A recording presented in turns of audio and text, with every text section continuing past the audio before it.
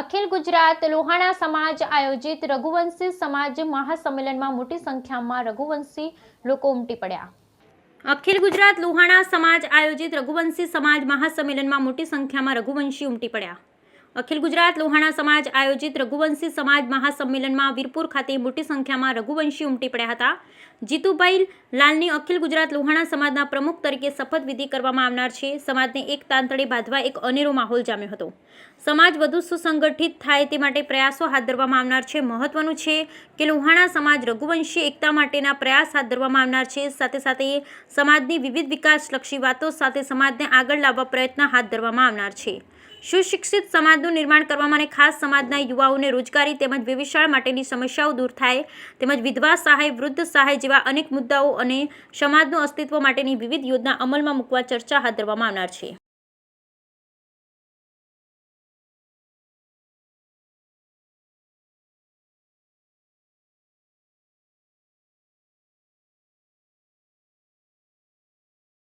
આજે વીરપુરની અંદર સુવર્ણ દિવસ છે. રઘુવંશી સમાજ માટે સુવર્ણ દિવસ એટલા માટે છે કારણ કે અહીંયા જીતુભાઈ લાલની શપથવિધિ થવા જઈ રહી છે. પ્રમુખ પદના શપથવિધિનું આયોજન છે. જે રીતે વાત કરવામાં આવે વીરપુરની, તો તમને જે દ્રશ્યો બતાવું છું એ વીરપુરના દ્રશ્યો છે. મોટી સંખ્યામાં લોકો અહીંયા ઉપસ્થિત થયા છે. આજે સમાજ છે રઘુવંશી લોહાણા સમાજ છે, એક તાંતરે સમાજ બંધાવા જઈ રહ્યો છે. અહીં મોટી સંખ્યામાં લોકો જોડાઈ ગયા છે. આપણી સાથે અહીંના લોકો પણ જોડાયા છે. હું તમને વાત કરાવું છું કે કઈ રીતની વાત છે, શું નામ છે અને કઈ રીતની વાત છે.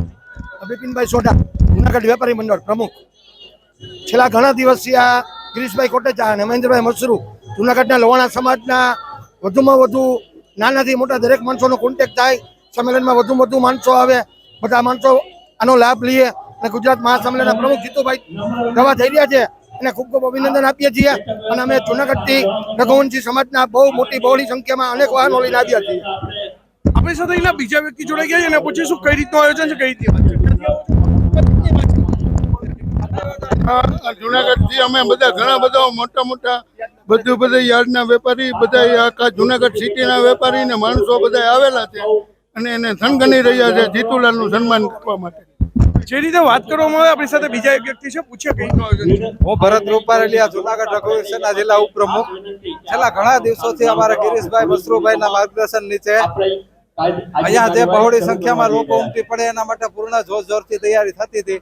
કારણ કે જીતુભાઈ એટલે ગુજરાતના હોનાર ઉદ્યોગપતિ, અગ્રણી યુવા અને જ્ઞાતિ માટે ઘણું બધું કરી શકે એવા સક્ષમ વ્યક્તિ છે. તો જીતુભાઈના ખભે ખભા મિલાવીને હજારોની સંખ્યામાં લોકો ઉમટી પડે એના માટે પૂરા પ્રયત્નો કરતા હતા. અમારા જુનાગઢમાંથી પણ ગિરીશભાઈ, મસરૂભાઈ, ડોલરભાઈ બધાના માર્ગદર્શન નીચે લગભગ 5,000 માણસો અહીંયા હાજર થયેલ છે. જીતુભાઈ પ્રમુખ બને એના માટે એડવાન્સમાં ખૂબ ખૂબ અભિનંદન. જે રીતે વાત કરવામાં આવી કે લોહાણા સમાજ એક તાંતણે બંધાવા જઈ રહ્યો છે અને આજે મોટી સંખ્યામાં લોકો આવી પહોંચ્યા છે. ખાસ જુનાગઢથી મહેન્દ્રભાઈ મશરૂ પણ અત્યારે ઉપસ્થિત છે અને જુનાગઢથી આવેલા લોકો પણ છે. સાથે સાથે જામનગરથી પણ લોકો આવેલા છે, રાજકોટથી પણ લોકો આવેલા છે. હું તમને વાત કરું કે અત્યારે આપણી સાથે જુનાગઢના મહેન્દ્રભાઈ મશરૂ જોડાઈ ગયા છે. જી, જુનાગઢના મહેન્દ્રભાઈ મશરૂ. મહેન્દ્રભાઈ, કઈ રીતની વાત છે, કેટલા લોકો, કઈ રીતની વાત છે અને કેટલા લોકો ઉપસ્થિત છે? કઈ રીતની વાત છે, કેટલા લોકો ઉપસ્થિત છે? કઈ રીતની વાત છે, કેટલા લોકો ઉપસ્થિત છે? ઉપસ્થિત હવે કેમ ખબર પડે? એ તમારો કેવો માહોલ છે? માહોલ સારો, એકદમ માહોલ સારો. કેવો ઉત્સાહ જોવા મળી રહ્યો છે? ઉત્સાહ પણ એકદમ જોવા મળી ગયો છે. આપણી સાથે અહીંના બીજા વ્યક્તિ જોડાણા છે. આપણે એમને પૂછીશું કેવું આયોજન છે, કઈ રીતની વાત છે. ખૂબ સુંદર આયોજન છે અને ખૂબ મજા આવે છે. સમાજ એક તાંતણે બંધાવા જઈ રહ્યો હોય, કેવું લાગી રહ્યું છે?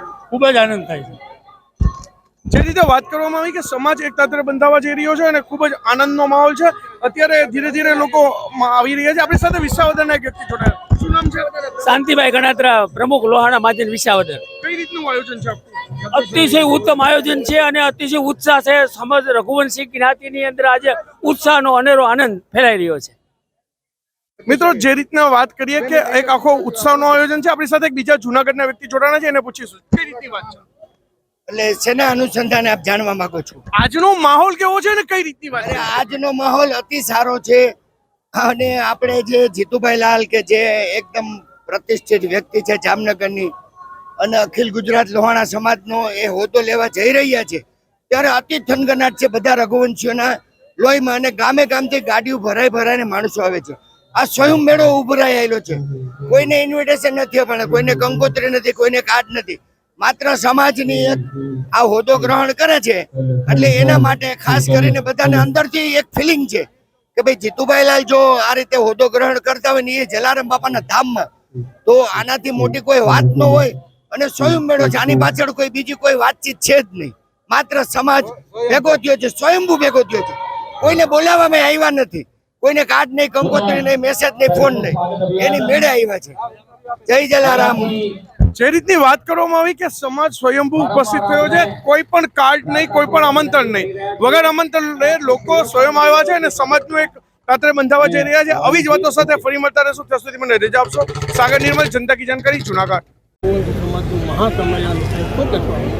ગુજરાત આખાની અંદર એક નવો અનેરો ઉત્સાહ છે, કારણ કે મહાપરિષદ અને ગુજરાતના પ્રમુખ તરીકે ખાસ કરીને જીતુલાલની નિમણૂક કરવામાં આવી.